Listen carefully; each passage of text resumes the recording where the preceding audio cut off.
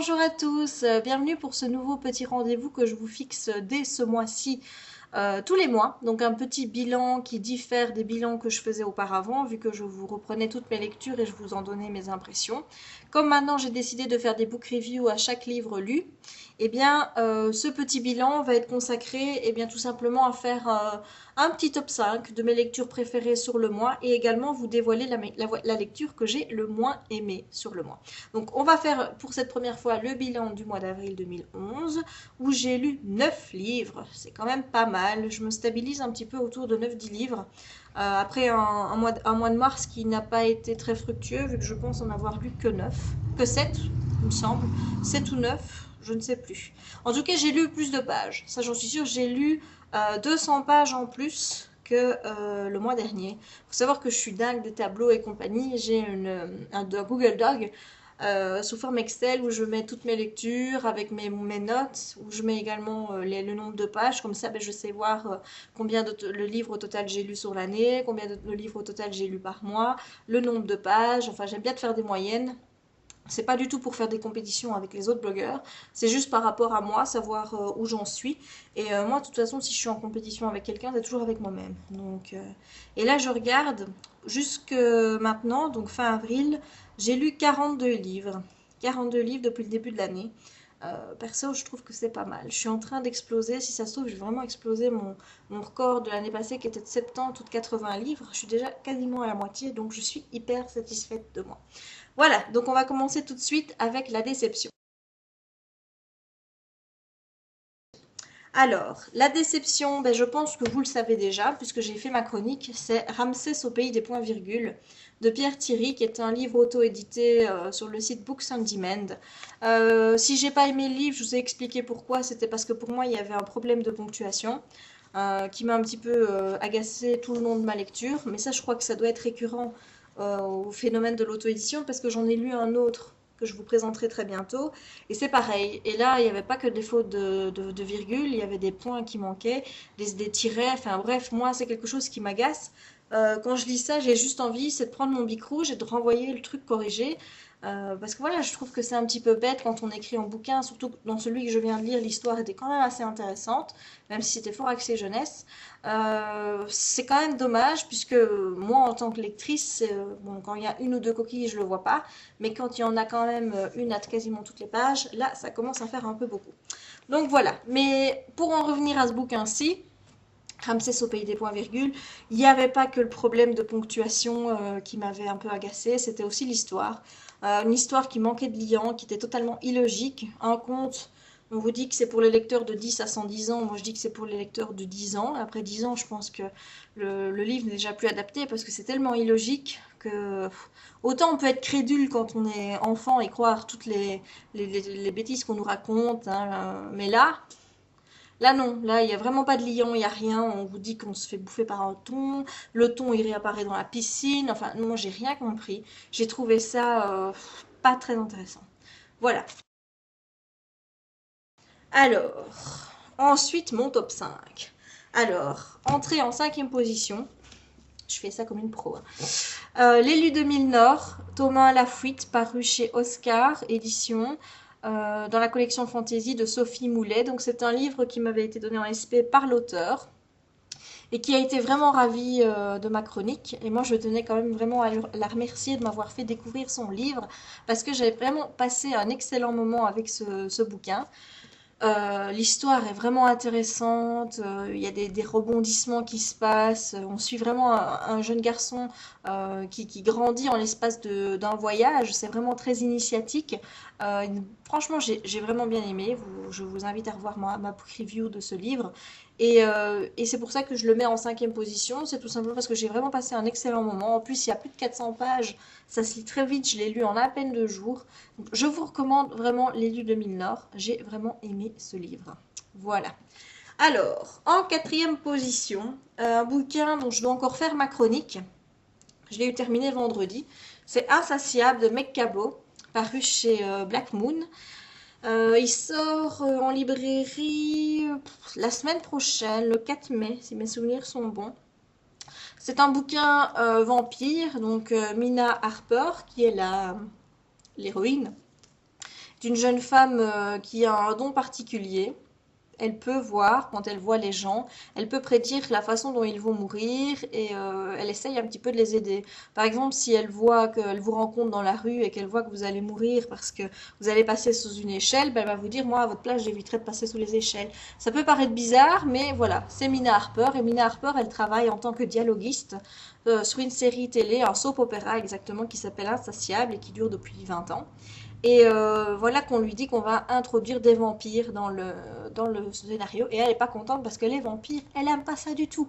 Elle trouve ça que c'est tous des misogynes. Enfin bref, les vampires, elle ne peut pas les encadrer. Et pourtant, elle va faire la connaissance d'un vampire euh, dont j'ai déjà oublié le nom. C'est pour vous dire un petit peu comme je suis tête en l'air en ce moment. Qui s'appelle Lucien. C'est parce que j'aime pas le prénom à mon avis. C'est pour ça que j'ai dû l'oublier. Et elle va faire la connaissance de Lucien. Au début, elle ne sait pas du tout qui il est. Et ben forcément, voilà, elle va tomber amoureuse du vampire. Donc je vous raconte rien pour le moment. Vous découvrirez tout dans ma book review et dans ma chronique écrite. Je ferai ça logiquement dans la semaine à venir. Donc je le mets en 4e position parce que j'ai passé vraiment un excellent moment avec ce bouquin. C'est pas un coup de cœur parce que j'ai trouvé un peu la fin un peu bizarre. Mais sinon, j'ai adoré. J'ai vraiment aimé. Je vous le recommande. Donc, si vous passez en librairie la semaine prochaine, je vous recommande Insatiable. C'est vraiment pas mal du tout. Alors, ensuite, en 3e position, j'ai mis comme bouquin Inside Out, Enfermé, de Marie V. Snyder, publié par Harlequin, collection Darkis, donc la collection jeunesse. Alors ça, c'est un coup de cœur. Forcément, vous allez retrouver mes 3 coups de cœur du mois sur le tableau, sur les 3 premières places du podium. Donc, pour la 3e place, c'est Inside Out. J'ai adoré ce bouquin. C'est haletant. Franchement, du début à la fin, vous êtes plongé dans le livre et il est franchement très difficile d'en sortir. Et maintenant, j'ai qu'une seule envie, c'est juste de me procurer le tome 2 en anglais pour le lire. Donc là aussi, je vous recommande franchement de lire ce bouquin. Il faut vraiment pas vous laisser abattre en vous disant que c'est publié chez Harlequin, donc ça va être Midinette et compagnie. Rien à voir. Franchement, ne vous laissez pas avoir par cet a priori. Foncez, achetez ce bouquin, il est vraiment top génial. Alors, 2e livre, donc le top 2. En 2e position, nous avons Le livre perdu des sortilèges de Deborah Harkness, paru chez Orbit, Calman Levy. Alors lui, il sort le 2, donc demain, je vous dis, foncez en librairie, le 2 ou le 4. Enfin bref, c'est cette semaine-ci. Donc foncez en librairie, il faut que vous l'achetiez, il faut que vous le lisiez. Ce bouquin, il est vraiment génial. Vous faites la connaissance de Diana Bishop, qui est une sorcière qui renie son héritage. Et pourtant qui est une sorcière très très très très puissante et qui va faire la connaissance de Matthew Sinclair qui est un vampire. Encore une histoire de vampire, vous allez me dire. Mais ici, on dépasse vraiment le côté bitlit, amour amour fantastique. Là, vraiment, il y a vraiment plus parce qu'il y a une recherche au niveau d'un manuscrit disparu qui est l'Ashmole 782. Et donc, ce livre va vraiment les emmener dans une aventure vraiment terrible. Moi, j'ai adoré. Maintenant, j'espère qu'on ne va pas devoir trop attendre pour avoir la suite, parce que quand vous allez lire la fin, vous allez juste dire non, non, ça va pas se finir comme ça, je veux lire la suite.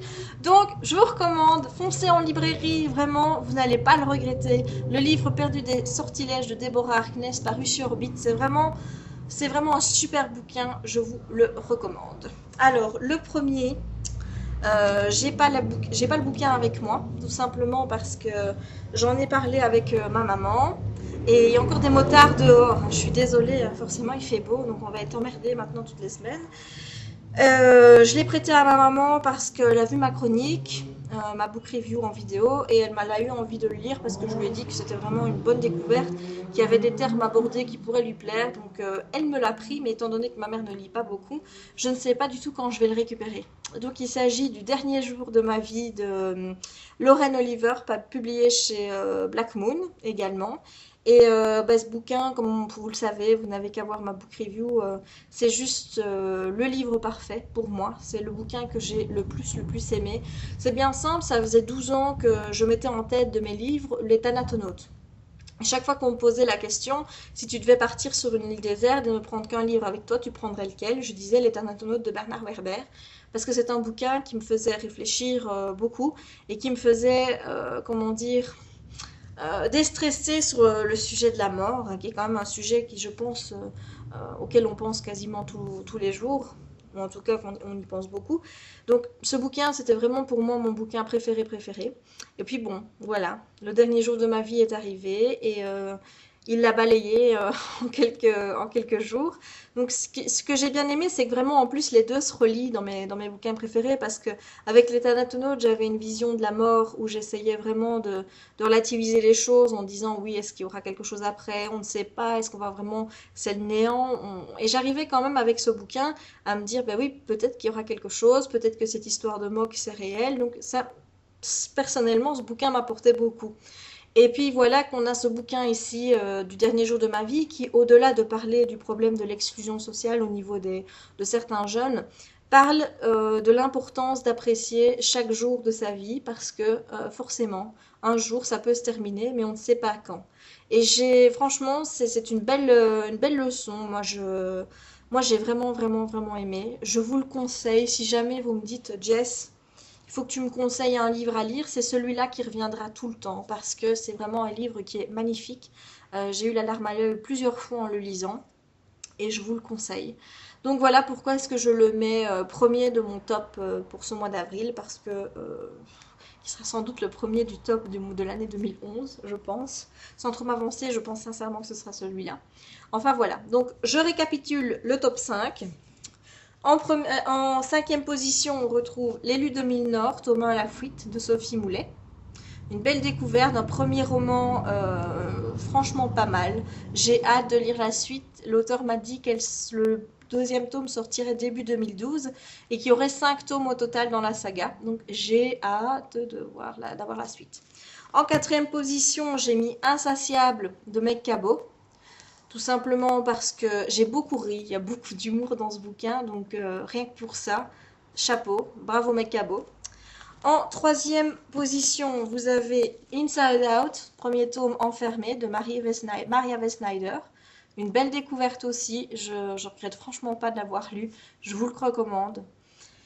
Et en deuxième position, vous avez Le livre perdu des sortilèges de Deborah Harkness. Là aussi, foncez en librairie, achetez-le, vous ne le regrettez pas. Franchement, je m'avance pas trop en disant que vous ne pouvez que aimer parce que jusqu'à présent, donc grâce au partenariat Livre Addict qu'on a mis en place, je n'ai pas encore vu une seule chronique négative de ce bouquin. Tout le monde est unanime pour dire que c'est vraiment une belle découverte. Et la première place, c'est Le dernier jour de ma vie de Lorraine Oliver, un bouquin qui m'a vraiment remué mes tripes et que je vous recommande 200 000 fois. Et bien voilà, j'espère que cette nouvelle façon de présenter le bilan mensuel vous a plu et je vous donne rendez-vous le 1er juin ou les jours qui suivent, je verrai bien, pour le prochain bilan. D'ici là, je vous souhaite d'excellentes lectures. Au revoir.